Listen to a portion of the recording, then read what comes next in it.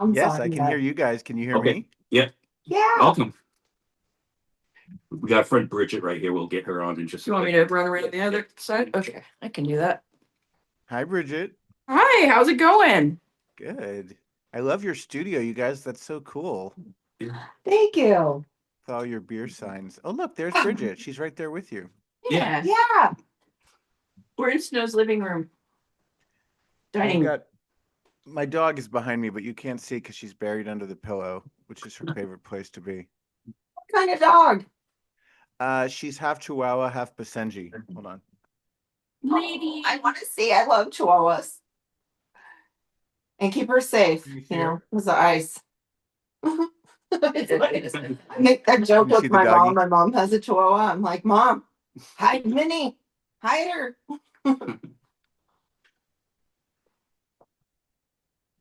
All right. I guess we're about ready here. It's not changing again. Where Yeah. Adam, can you say something? Hello, hello. There you oh, go. okay. Okay. Yeah. Oh, I see part of her.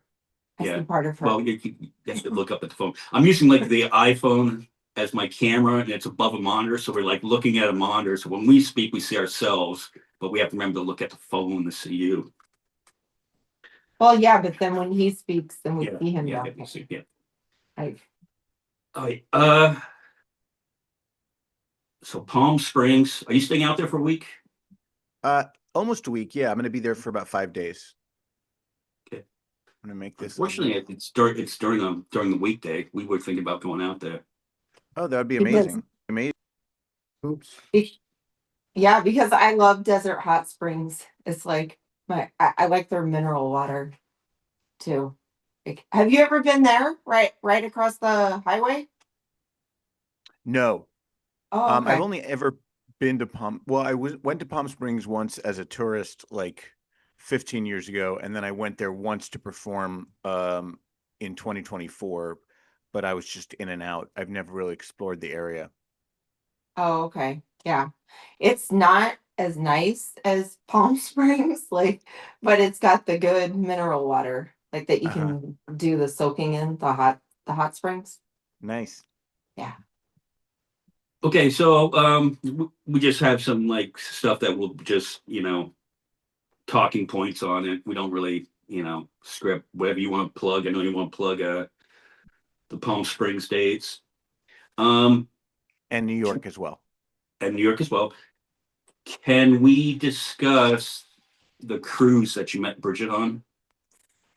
What? Yeah, was that the Derek and Romaine cruise? Yeah, Sure. where you did the comedy on the ship and got in a little bit of trouble. Did I get in trouble? You should have. You should have come your anatomy at the end of your set. I didn't get in any trouble for that, Oh, but you sure, didn't? we can talk Okay, about it. okay.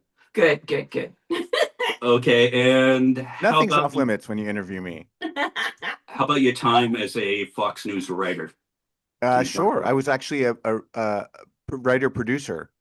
By Okay, the time I left, I was a senior producer. all right then. All right, so you ready, Snow? Yeah. All right. Give you some more slack there, headphones. Oh, okay, good. Okay. I might need that. All right, in 3, 2, 1.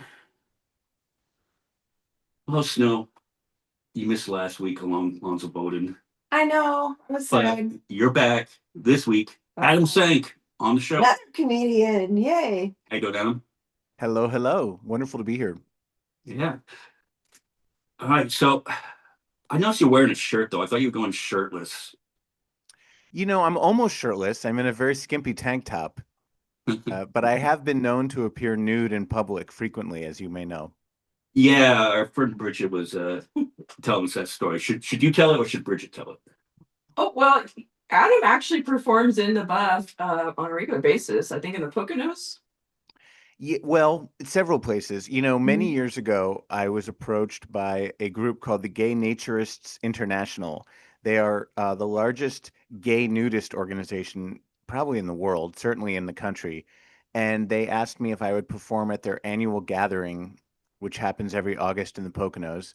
It is an all nude event. It's a week-long event in which, hundreds of gay men are naked all week. 24/7 naked. I mean, they eat their meals naked, they swim naked, they do all their activities naked. And they asked me if I would do stand up, and they said you don't have to be naked on stage, but our members would appreciate as much nudity as possible. So the first year I performed for them, I did sort of a comedy striptease where every time I got a good laugh, I removed one article of clothing, and I timed it sort of strategically so that by the end I just had a sock strategically placed. That was all that I Cool. had left, and then I ripped off the sock and said good night, and that was like my big finale. The second year I came and they liked me. So then they brought me back the next year, and this time I started out fully clothed, and then it turned out I was wearing tearaway pants and I was pretty naked by, 10 minutes in.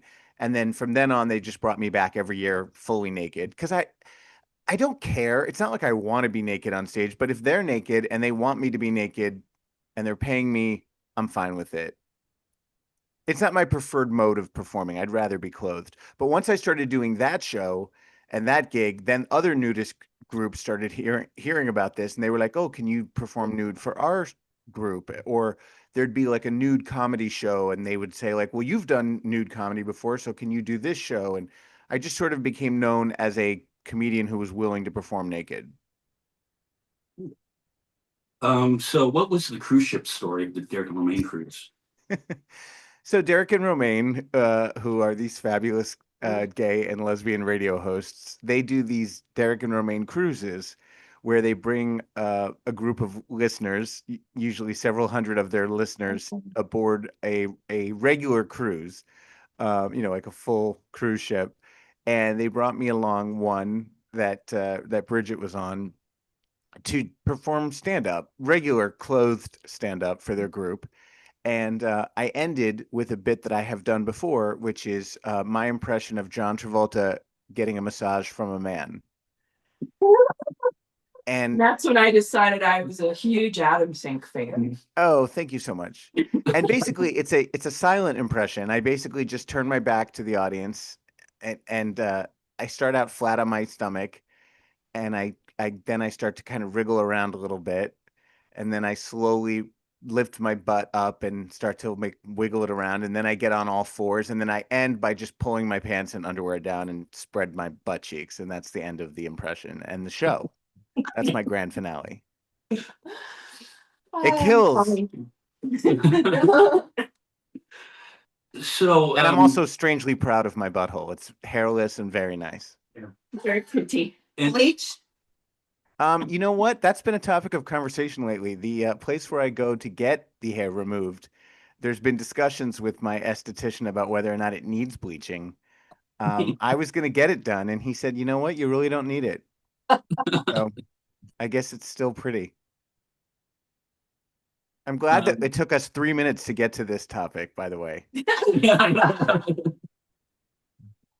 Did you get in trouble with the cruise ship for doing this? No, it was like a private show for just the Derek and Romaine listeners. It wasn't like I was in some ballroom performing for the entire I wasn't I wasn't performing for the general populace of the cruise ship. I was performing for a private show for our private charter group. So it was kind of like anything goes. I mean, Derek and Romaine didn't say anything to me, Bridget. Did you think that I was in some kind of trouble? You might have been just joking on your podcast a few years ago, like, oh, they didn't ask me to come back or something. You might have just been joking. Well, they didn't ask me to come back, but I don't think that had anything to do with showing my butthole. I just think Derek and Romaine don't want to pay me. His podcast, by the way, the Adam Sink Show, ASS. Anyway, Yes, it's called The Yes. Ass, which just stands for Adam Sank Show. to stay on topic. It Yeah, all that's comes back good. to the ass. What made you come back to it? I know you quit for a little while. Yes, I took 2 years off from the podcast. I used to do it every week, which, as you guys know, is a grind. It's a lot of work to prep and produce and edit a weekly show, and I have a full-time job, and it became too taxing for me, and I was kind of burnt out. I did it for 5 years, and I was really proud of it. And in the end, I kind of felt like we weren't getting enough listeners for the amount of work I was doing. I couldn't justify it.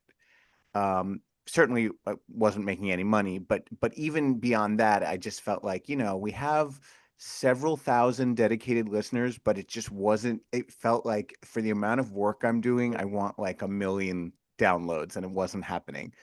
So we stopped after 5 years, but pretty much once a year during Pride season, we would do like a bonus episode during those off years. Usually, my co-host Steve and I would hook up with Romaine Patterson of the Derek and Romaine Show, and we would do like a bonus episode. So we sort of stayed in the loop that way. And then after this last one we did in August, Steve, my co-host, said to me, we should pick it up again, even if we just do it once a month. And I said, I think I can do that. And so since August, we've been doing it once a month again. And I'm kind of committing to a monthly episode, which we just released the latest one with Guillermo Diaz from Weeds and Scandal, Yeah. one of my favorite actors. And he was a great Yeah, guest. he's good. So that is Yeah. currently available for anyone who wants to listen on Apple Podcasts or Spotify or wherever you listen to podcasts. Don't you Also find on my though? YouTube channel. Don't you find though, like doing these podcasts for us, we don't really do it for the listeners as much as it's like therapy for us Yeah. with everything going on. Well, there is that, I mean, it's nice to kind of stay connected to other people and to have a platform to just kind of get out your rage and and whatever you're thinking and feeling that at that moment. But I'm a natural performer. I do like to have an audience. And so if I feel like I'm just kind of shouting into the wind, it feels like, especially the amount of work I was putting into it, I just was like, is anyone out there? What am I doing this for? You I feel know? your pain. And I still get, every once in a while I get an email or a tweet or something from someone who just listened to an episode from 2 years ago, and they're like, "Oh, I thought it was really interesting when you talked to this person about this." So it's kind of cool that it lives forever, as long as I keep paying the $5 a month, you know, liberated syndication fee. Um, but yeah, I mean, it's kind of like stand-up comedy. It baffles me as to why some people have millions of followers and some people don't. And some podcasts get millions and millions of downloads and some don't. Like, to me, it just seems so arbitrary. Um, but that's show business, right? Yeah, I mean, I feel your pain there. Happens all the time, and luckily, what kind of helped us is we had your friend on, Jail Covan, and Oh, I love jail. yeah, that kind of helped elevate us a little bit with our audience.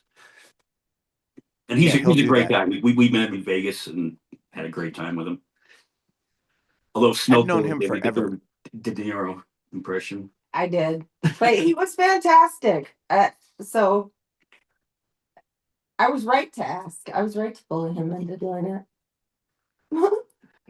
Is that Yeah. also why you kind of quit stand up for a while? That was more complicated. Stand up, I had done stand up for about 15 years at that point. And, when I started doing stand up, it was because I had such a burning desire to get back on stage. I had grown up doing musical theater from a very young age, like 8 years old. I started, whenever there was a community theater musical and they needed a kid, like I was always the kid. And I just loved it. And I loved the attention and I loved the craft and rehearsal and just the whole process of putting on a show was always really magical to me. So I just did it all through childhood, elementary school, middle school, high school, college. I never stopped until I graduated college, and then everything stopped. And I had never studied it. I didn't major in theater. I didn't study acting or singing.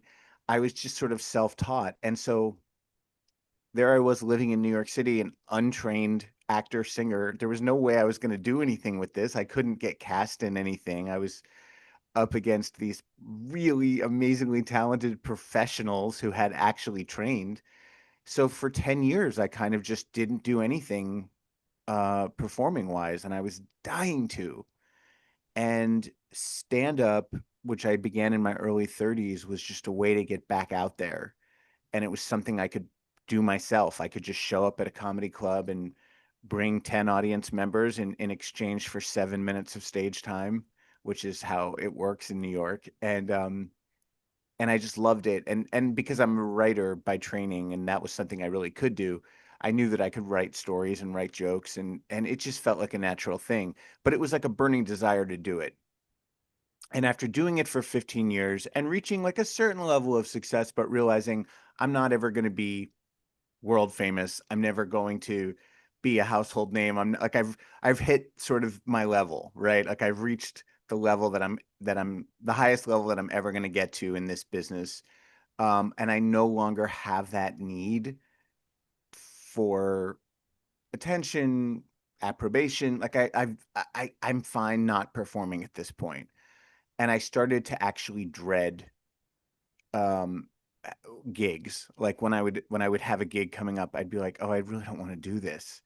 And the thing I would look forward to most is just having it be over and getting my check and going home. And I was like, I if the joy of this is gone, and I'm really just like going through the motions at this point, I should stop. I also had one particularly bad evening, like a really bad night at a comedy club where I was bullied by the booker. Um, it was a long night. I've told the story before on a different podcast, and I won't go into it. The guy's an asshole, but I went home that night and I started crying. And I was like, and I was in my late 40s at this point. And I was like, I'm 47, 48 years old, whatever I was then. Like, I'm too old to be in some shitty basement comedy club in the middle of the night getting bullied by this piece of shit so that I can make $25 or whatever I was making that night. Like, this is crazy. What am I doing? And that was kind of the straw that broke the camel's back. But I had been wanting to quit for a while. So I quit and I didn't miss it. And the only thing I did during those like 2 or 3 years, and you also had COVID in there too, so that timed out perfectly. But I took corporate gigs. Like if someone was going to pay a lot of money to have me MC like a charity event, then I would do that because the money was too good to turn down. But I really dread those. Those are the worst because I can't be dirty. I can't be edgy. I can't be political. Like you have to just be super clean and safe. And that's not the kind of humor I do. And it's awful. But I'll do it if you pay me 5 grand or whatever, you know? So I would do a couple of those a year. Um, but I didn't miss it at all. I really, truly didn't miss it. It was such a relief to me to not have to do it anymore. And then 2022, this great guy down in South Florida, Ronnie Larson, who runs a theater down there where I had performed before, said, I want to bring you back down here and I want you to do an hour and it can be anything you want. And because I like him and I liked the theater, where I performed down there, I was kind of like, okay, maybe. And I started thinking about what I would do for an hour if I was to do sort of a new hour. And I thought, well, I have all this material about bad dates and bad relationships and bad hookups. And what if I combined all of that into one show? And as I started to compile it, I thought, well, what if this isn't all funny? And what if I told a tragic story about something that happened in terms of a relationship that I had that went terribly wrong and ended in tragedy? And what if I included that in the show? And I was like, well, how would that work? I've never done that before. I've never done anything like that before on stage. And how could I just drop that into this comedy show?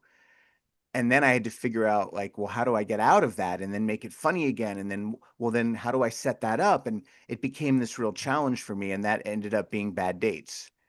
And I started performing it first in New York at Stonewall just to make sure that it would work, and it did.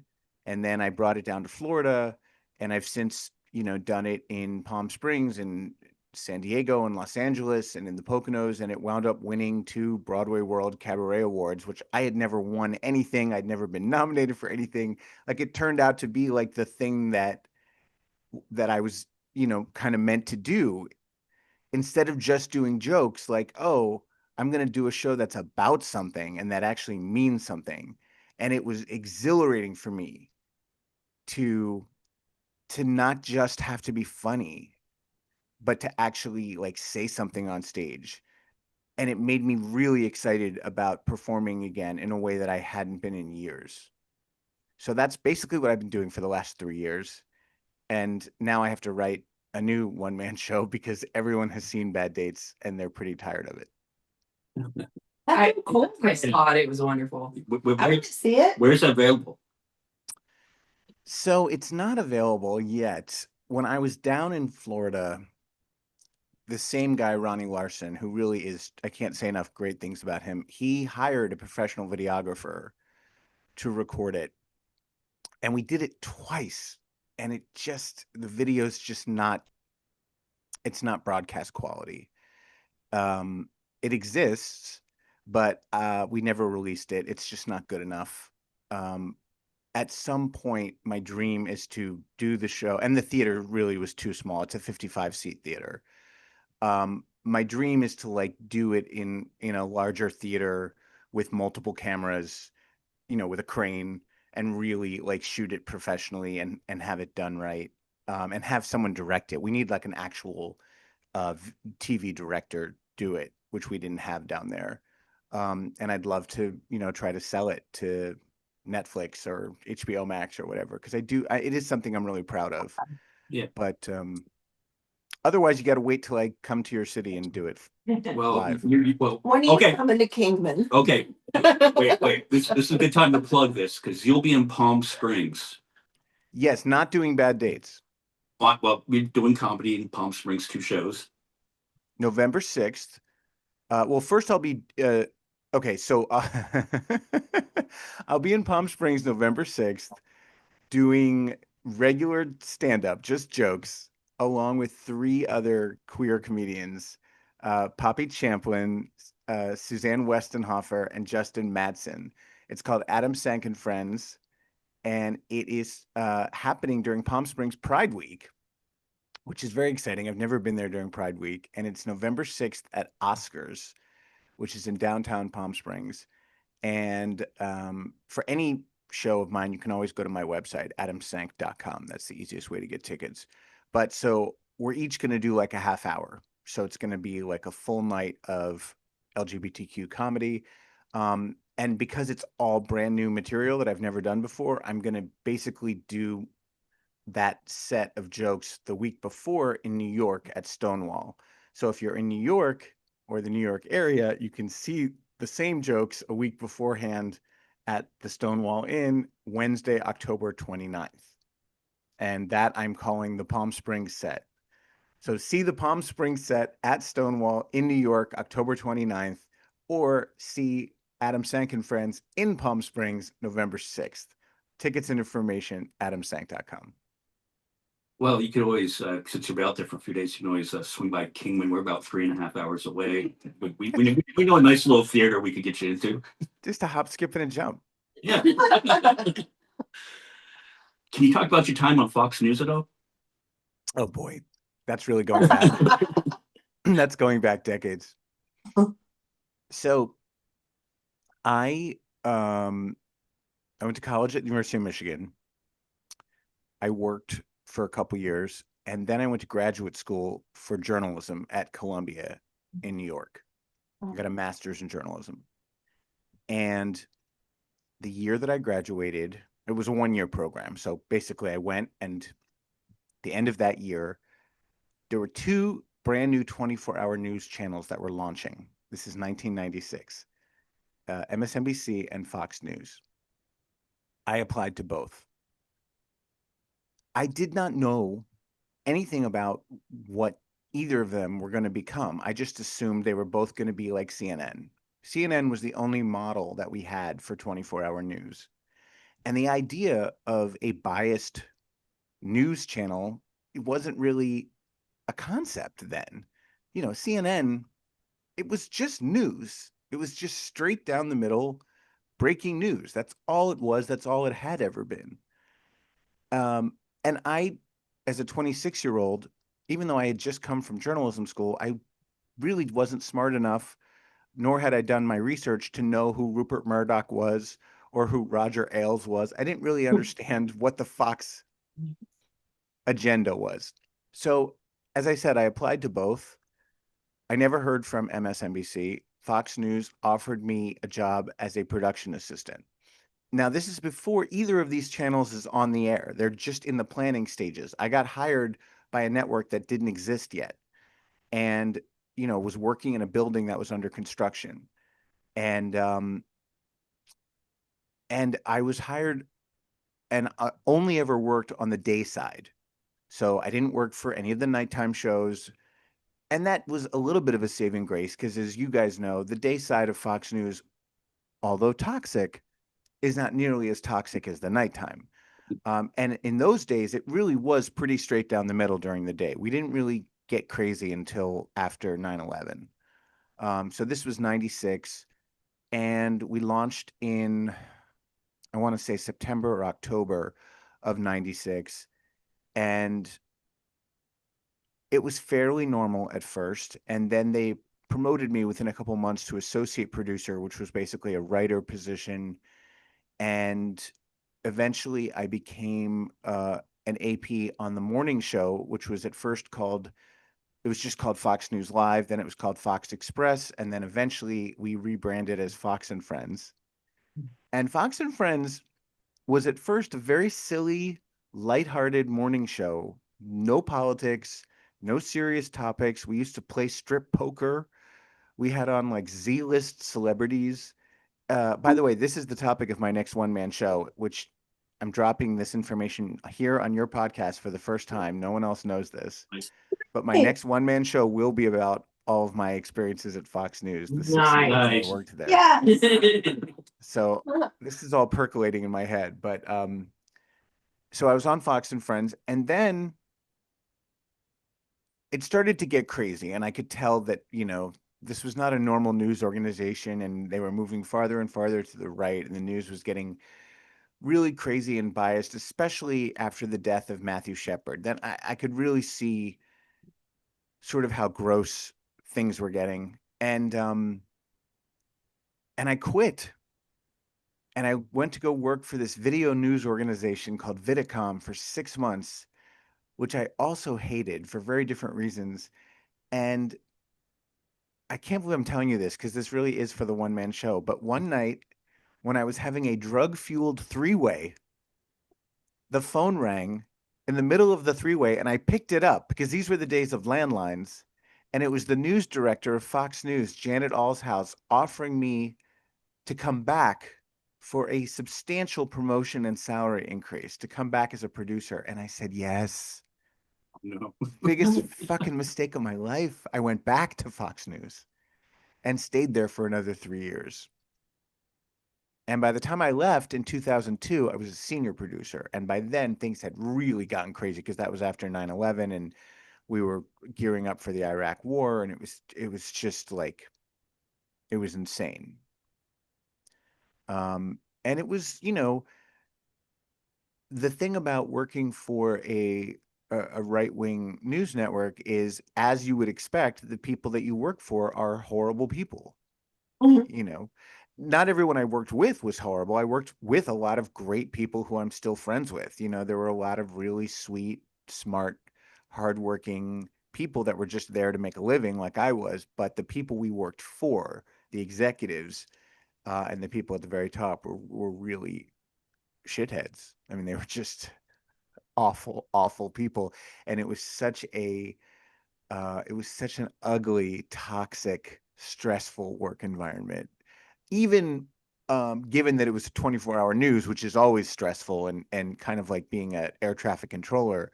I mean, I was a line producer, so I was in the control room when we were live on the air. I was the person in the anchor's ear, cueing them to go to breaking news and take this graphic and put that chyron up.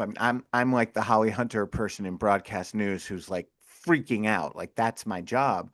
But even given that, it was unnecessarily stressful because of the personal politics and just the way that we were treated and pitted against one another. And it was a terrible, terrible experience. And I regret every minute that I was there, and the fact that I helped launch, even as a teeny tiny little production assistant, the fact that I helped launch this monster onto the earth is something that I will live with and regret every day for the rest of my life. Wow. Well, So were you there during the whole like bombshell stuff? That movie Bombshell that came out about the girls who Yeah, were so I was certainly there. I mean, Roger Ailes and I were there at the same time. He was always there. He uh, launched the network. I was not there during the Megyn Kelly years. I didn't know her. She came oh, after I okay. left. I was not aware of any sexual harassment going on. I didn't work with Roger. He was way too. I was way Oh, too little, way too right. junior Yeah. to be. But I certainly, you know, he would come down to the newsroom once every quarter to give us the state of the business address. And I remember being puzzled by this man and the things that would come out of his mouth because, they were gross. And he would refer to CNN as the Clinton News Network. Oh, wow. And I remember thinking like, well, that's an odd thing for a, news vice president to say. Like to even call them that would imply that we're the Bush News Network. Like, why would you even make a comment like that?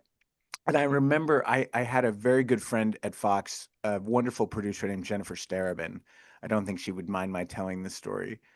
And one time Roger asked if anyone had questions, and Jennifer said, will we be ever getting a reporter down at the stock exchange like some of the other networks have?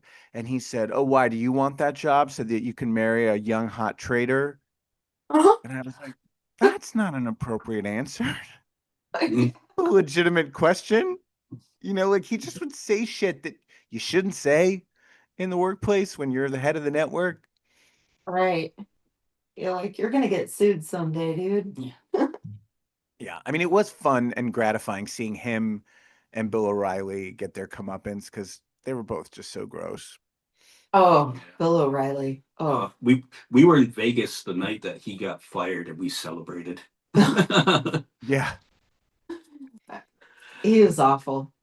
Just an awful person. All right, so let's get into a few current events. The shutdown, um, Mm. and how it's being claimed as the Schumer shutdown. But I don't see how you're in control of the presidency, the Senate, the Congress, but you can't write a budget and pass a budget. No. And yeah, Because they don't want to. no, they don't want to. I mean, yeah. Well, what's so frustrating is, as with everything else in the country today, the Republicans they can't be honest with the American people about the situation. They have to just make up a lie and say that, oh, the Democrats shut down the government because they want to give health benefits to illegal aliens, as they call them. That's a lie. That's an obvious lie. There's no undocumented person receives health care under the Affordable Care Act. Uh, Nothing the Democrats are asking for would change that. The Democrats are asking for Biden era subsidies that benefit millions and millions of American citizens who are covered under the ACA to be extended. That's the whole, like Bridget, that's the whole reason for the shutdown. And, but that's not what Fox News is telling the base. That's not what Newsmax and OAN and right wing radio and everything else that those people, that bubble that those people exist in, that's not what they're hearing. They're hearing that, oh, the Democrats want to make everyone transgender and they want to give health benefits to illegal aliens. And that's the reason for the shutdown. So, it's the same situation we've been living under for the last 20 years, is that we're in an information vacuum. And there's no way to win this argument when we can't agree on the same facts. So Uh-huh. we're at yet another stalemate. I don't see a way out. And of course, you know, Shitstain is taking the opportunity to permanently fire more essential government workers so that he can take even more control of the government. And as usual, no one is stopping him. I don't know. I Uh-huh. don't know the answer to this, and I don't know how it ends, There's an answer. Yeah, but it doesn't end well. no. How as a New Yorker do you feel about like Pete Hegseth in his speech the other day? Speech of called quote unquote speech, and then Trump gets up there being all delusional about the person the attacks on the people in the cities like your city on it. That's got to be really troubling to think about Well, the National Guard coming into your city. it's infuriating and it's terrifying. You know, so far, we're one of the cities fortunate enough to not have had the National Guard sent in. I think Trump knows better than to fuck with us, but that could change at any time. And again, it's the lying that is so infuriating because crime is at an all-time low in New York and in most major cities. You know, to hear him talk about it, it's like we're living in this constant war zone. That is not the case. We walk around New York City and feel very safe. I live in Midtown Manhattan. I live right in the center of New York City, and I walk around my neighborhood as I did last night at 3 a.m. I got home from the club, walked alone down the street, felt completely safe.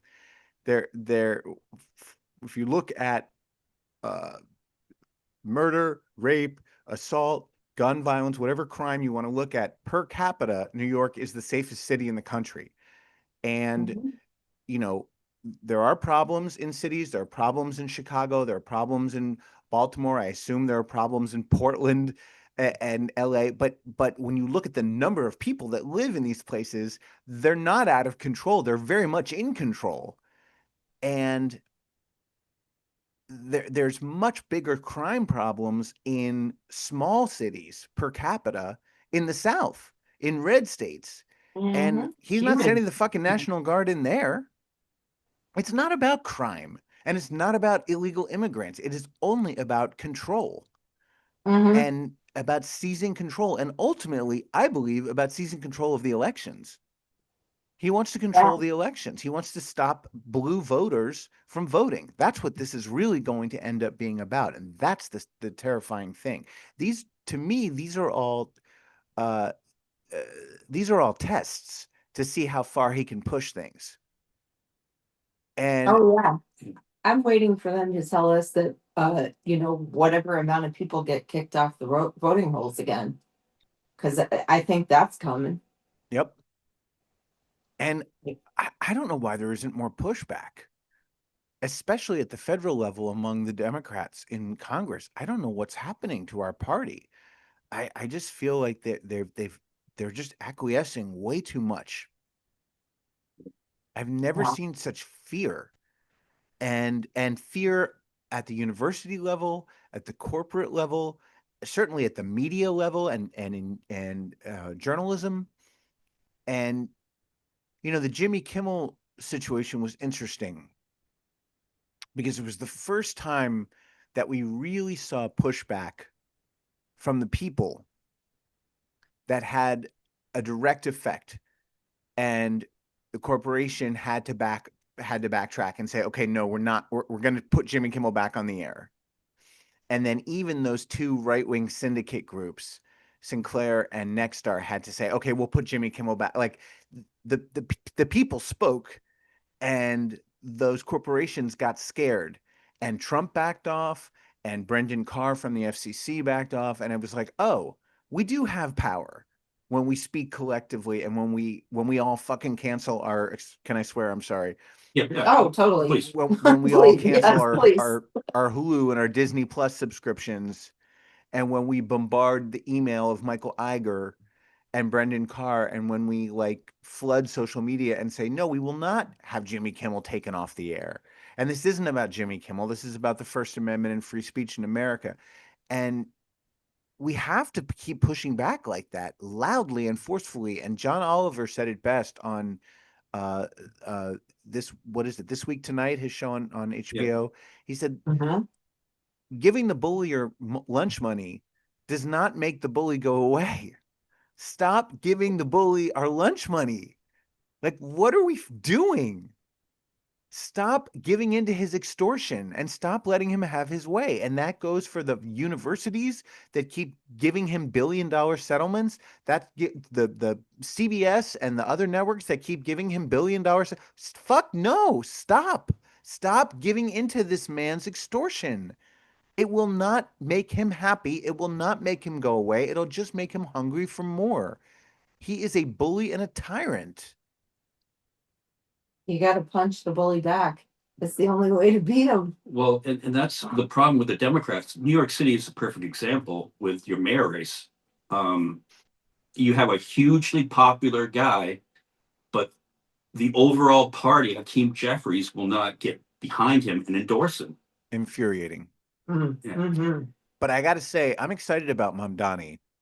I think he's going to win big. I'm thrilled that that piece of shit Adams has finally dropped out.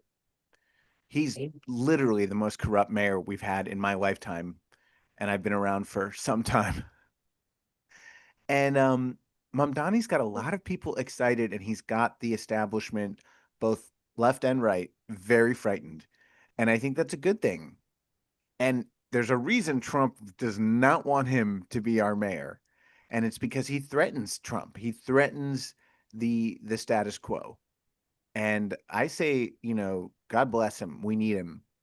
And I don't know if he's going to be a great mayor. He may not be. Maybe he doesn't have the experience. But you know what? Electing the same types of people over and over and over again and expecting a different result is not going to change the situation. Amen.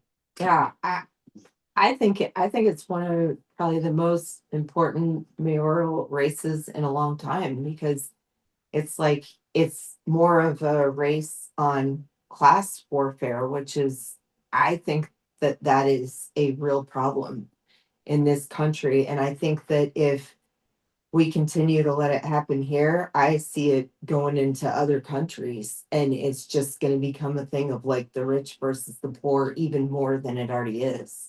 100%. And especially in a place like New York. New York used to be a city where it was always tough to live here, right? Like it was always a really expensive city. But when I came to New York in the 90s as a 20 something, you could find a place to live. It might be a shithole.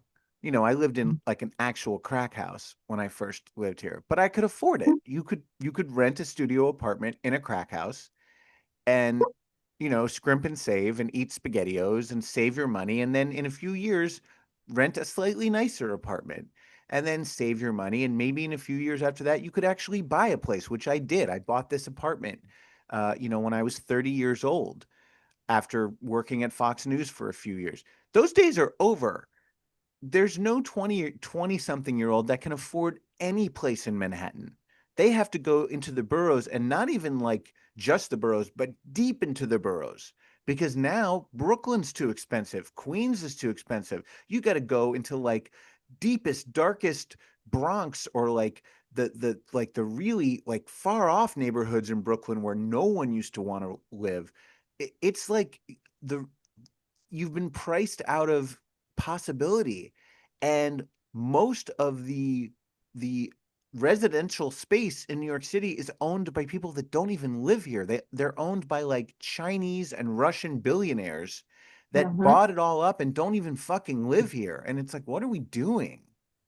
What's the point of this? We have a city that's too expensive for anyone to live here, and no mayor has done anything about it. Mamdani says he's going to do something about it. Let's see if he does. But what I love about him is, to me, he's got that thing that Obama has. He connects with people. He excites people. He came out of nowhere. No one heard of him. 2 year and a half ago, no one knew who Zoran Mamdani was. And he has run a fantastic campaign. And against all odds, he has really excited young people and first-time voters, and he's built a coalition. And especially as an outspoken critic of Israel in the most Jewish city in America, that is not easy to do. I am really, really impressed with him. The fact that he has as much Jewish support as he does, and I'm a Jewish voter myself, like he's really like an incredible communicator. And maybe that will translate into being a terrific mayor. Maybe it won't, but I'm willing to give him a shot. And maybe this will wake up the Democratic Party overall to give more people like AOC a chance to, hey, this is more the direction that we want to go in, and not the same old. Well, Chuck Schumer he's the guy. He put his time in. Hillary Clinton was the person, rather than Bernie Sanders. We're huge Bernie Sanders supporters. My mom worked on his mayor campaign way back in Burlington, Vermont, and that's what we want a more progressive agenda and not just the same corporate Democrat bullshit. Yes. And we don't have a choice if we're going to survive as the opposition party. We have to change, because we've lost the working class, we've lost the young people, and we really have lost our messaging. And this, the midterms in 2026, it's basically the last chance America has to be a functioning democracy. I don't even know if it matters at this point, but if there's any chance to hold on to our institutions as a nation, it's this midterm election in 2026. We have got to take back the House, Well, and have some kind of oversight. Oh God, There's gonna be an election. This is my podcast. We've got to at least, have that belief that there will be one. Okay, let's get back to something funny. Yes. Right? Back to my asshole. Comedy. Back to my non-bleached, hairless asshole. Your thoughts on the Saudi Comedy Festival. And me, I saw Bill Burr way back at the Comedy Connection in Saugus in front of 12 people. So I've known Bill Burr for years. I was kind of disappointed that he had gone over and done it. I'm disappointed by all of them. I'm shocked by some of them. Pete Davidson? Yeah, that's Whoa. yeah. Really? Yeah. Whose father was His killed dad by the Saudis. Whoa. Yeah. Whoa. I Jessica didn't know that. Kirsten, a gay Jewish woman. Yeah. It's hard to fathom what these people were thinking in taking this gig, other than just looking at dollar signs and thinking that they could sort of fly under the radar, and that it wasn't going to burn them, which it absolutely is now. I have to say, I have enormous respect for the people who didn't take it. I just read today that Mike Birbiglia, who I've always been a huge fan of, turned it down. Oh, good. And I don't know if you saw David Cross released kind of a manifesto. Yeah. I love him too. Yeah, kind of shitting on the comics who took it, which good for him. And Jessica Kirsten has now released a lengthy statement apologizing and claiming that she's turned over all the proceeds from her appearance to either, she said, LGBTQ charities or just charity in general, but she didn't specify which ones, and I'd like to see the receipts. I think it's gross. I mean, look, I posted about this today on my Facebook page. If someone like me took this gig, which I don't think I would, I hope that I wouldn't, but if someone like me did it, I would hope that at least you could say, well, he doesn't have that much money. This could be life-changing money for him. Dave Chappelle, Louis C.K., they don't need this money. Yeah. Even Jessica Kirsten doesn't need this money. She's an A-list comedian. She performs constantly all over the country. She gets, at least $10,000 a gig, at least, probably more like 25. She does not need to go to the Riyadh Comedy Festival to pay her mortgage. Certainly, Louis C.K., Dave Chappelle, Jeff Ross, Pete Davidson, these other comics who went, they did not need this money. This was greed. And any argument that they're now putting up, like they're like some of them are doing, like, oh, it's great cultural exchange, it's a show of goodwill, it's going to do a lot for. No, we don't need a cultural exchange with the Saudis. I don't want to exchange any culture with them. Their culture sucks. They repress women, they kill journalists, they enslave people, literally. It's illegal to be LGBTQ there. I don't want to exchange culture with them. Fuck them. All right. Well, we can get a little bit. Yeah, no, fuck them. Fuck Yeah. them. I agree. Yeah. It's so gross. And also, this wasn't like a comedy festival for the masses of Saudi Arabia. If this had been like, I don't know, if this had been put on in like a stadium and anyone could come, like any like sort of ordinary Saudi citizen on the street could have like come for free to witness these American comedians, and maybe there had been like a Saudi translator or like Arabic subtitles or something, then I might have been more open to the idea. But this was for the Saudi royal family and their invited guests. Ew. So On the who anniversary does of this Khashoggi's benefit? murder. Yeah. Say that again, Bridget. I believe it also happened on the anniversary of Khashoggi's murder.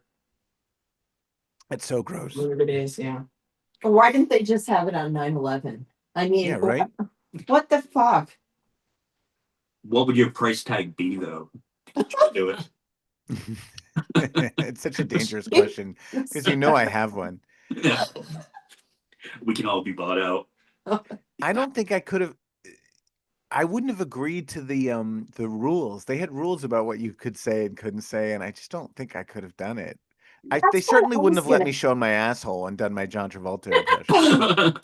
Yeah, that's what I was gonna ask. I'm like, why would they even want to go when, like, comedians don't like being told what they can and can't say? Like Dave Chappelle had the whole thing with being canceled. He never was canceled. I mean, he's still been doing things, Right. but Well, and of like, course, Chappelle got up there and basically said, like, I feel safer here than I do in the United States. Like, free speech is harder there than it is here. Like, he's such a piece of shit. I yeah, hate Dave really, Chappelle. go try that, Dave. Really put that to test. Then, Right. go do it. I fucking dare you. Like, Jessica claims that she specifically asked if she could talk about being gay, and they said no problem. So for her, she said part of her doing it was she wanted to like be the first openly gay performer in Saudi Arabia, and I do think there is some value to that. However, if you're not going to also advocate for the liberation of other gay people in that country while you're doing it, and say, hey, free all of your queer people, change your laws, stop criminalizing queerness while you're on stage, then I don't know what good you're doing. Just by saying, hey, look at me, I'm a lesbian, laugh, goodbye, thank you for the $1 million.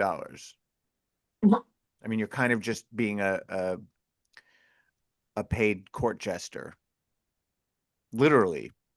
yeah, Yeah. yeah. All right. Well, we'll go to the big story of the week. I follow you on social media, so I know the answer. But Taylor Swift's new album, up or down? Now you're really going to get me canceled. So are you guys Swifties? I respect her as an artist, but no, I don't listen to her music. Yeah, I like Taylor Swift. I think I like maybe. I know I like one of her songs. That one about gotta fake it till I make it, and I did that. But yeah, I'm not a Swiftie, but I have family members who are. I'm an admirer, but not of her music. Just her. Yeah, speaking. I like her. Yeah. That's how I feel. I have nothing but admiration for her as a person. I think she's, I wish her nothing but continued success and happiness. She seems like a great person. I really admire that she came out and endorsed Kamala Harris. and certainly did not need to. And I wish that more celebrities of her stature or near her stature had had the balls to do that. I think it could have made the difference. Um, as an artist, I just don't connect with her music. It's very generic to me. Every song sounds the same. It sounds very like it's all made in a factory. And I find that the Swifties in my life get very angry at me when I voice this opinion. It's like not enough that they love her, they really want me to love her, and they just cannot accept that I don't. But yeah, I'm so old, and I grew I grew up listening to music that was older than I was.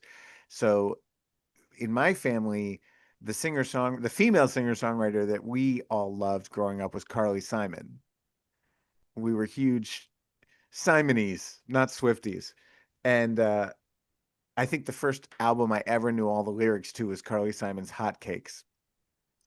And to me, like, that's a female singer-songwriter. I mean, her songs are just incredible.